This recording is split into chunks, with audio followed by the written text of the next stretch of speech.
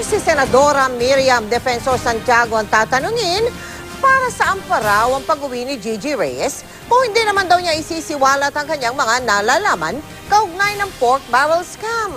Kaya ayon kay Santiago, dapat lang humarap si Reyes sa pagdinig sa Senado. Pero may alinlangan ng ilang senador. Baka raw hindi naman magsalita si Reyes katulad ni Janet Lim Napoles. Nakatutok si Jam si Sante. I'm facing the charges against me.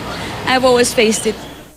Ngayong nasa bansa na muli si Attorney Gigi Reyes, nais ni Senadora Miriam Defensor Santiago na ipatawag siya ng Senate Blue Ribbon Committee. Naniniwala ang senadora na posibleng magsalita na si Reyes tungkol sa kanyang nalalaman sa pork barrel scam. Nagtiis yan abroad ng 8 buwan. Hindi naman nag-enjoy ng holiday yan because she's rocked.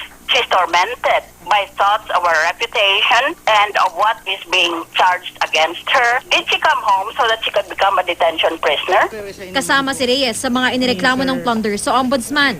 Ayon sa whistleblower na si Ben Hurluy, si Reyes daw ang tumatanggap ng kickback umano ng kanyang boss na si Senador Juan Ponce Enrile. Ang gusto ni Santiago, magsagawa ng pagdinig bago magbalik sesyon ng Senado sa May 5. Kahit daw tapos na ang committee report at nairekomenda na ang paghaharap ng reklamo sa mga sangkot umanong senador at iba pang personalidad kasama si Reyes, pwede pa naman daw dagdagan ng report. Si Senador Jingo Estrada na pinakakasuhan din ng ombudsman, naniniwalang hindi tetestigo laban kay Enrile si Reyes. Tagal ko nang kakilala si Attorney Gigi at hindi niya karakter matin. Napakabait niyan, napaka-intelihenteng abogada yan. Ang ilang miyembro ng komite bukas sa panawagan ng senadora. Ano man ang sasabihin niya, siya lamang ang nakakaalam. Pero ang importante, mabigyan natin siya ng pagkakataon na ibigay at maibigay yung panig at side niya at tsansang sagutin yung mga akusasyon laban sa kanya. Pero sabi ni Senador Antonio Trillanes IV, kung ipapatawag si Reyes ng komite, dapat daw munang makakuha ng pagtitiyak sa kanyang abogado na sasabihin niya ang lahat ng kanyang nalalaman. Kung hindi, baka magsayang lang daw sila ng oras tulad daw ng nangyari nang humarap sa komite si Janet Lim Napoles.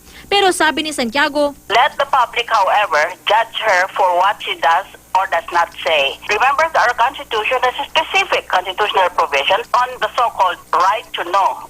nauna nang itinanggi ni Enrile na tumanggap siya ng kickback mula kay Napoles.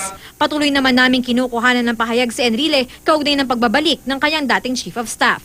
Jam si Sante, nakatutok, 24 oras.